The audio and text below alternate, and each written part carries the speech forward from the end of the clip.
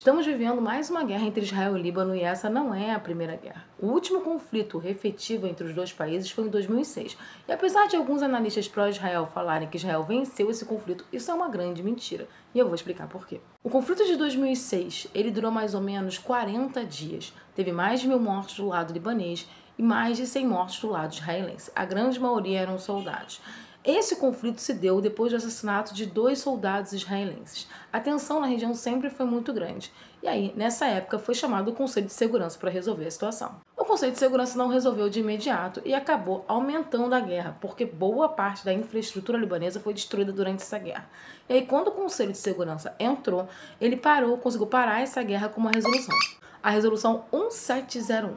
Nessa resolução, tá vendo essa faixa azul aqui, essa linha azul? Ela delimita bem os espaços libaneses e os espaços israelenses. E nessa resolução tem uma questão muito importante. Além dela garantir o cessar-fogo entre as duas nações, ou seja, nenhuma das duas ganhou a guerra, foi feito um acordo, ela também garante a soberania do Líbano. Essa resolução, que ainda está em vigor, garante que o Líbano mantenha a sua territorialidade e a sua soberania. E por que eu tô falando disso? Porque hoje rolou esse papo de que a invasão de Israel ao Líbano fere a resolução 1701 de 2006 do Conselho de Segurança, e fere mesmo. A Unifil, que foi a força responsável por cuidar da região após essa resolução, que é a Força Interina das Nações Unidas do Líbano, comunicou que a invasão de Israel ao Líbano fere a resolução 1701.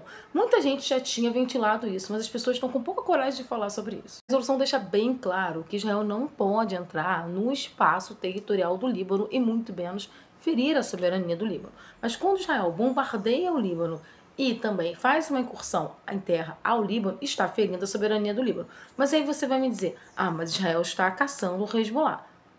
Mas o Hezbollah não é o Líbano oficialmente. E aí a gente entra no imbróglio, porque o Hezbollah, apesar de cuidar de parte do Líbano, ele não é o representante oficial do Líbano.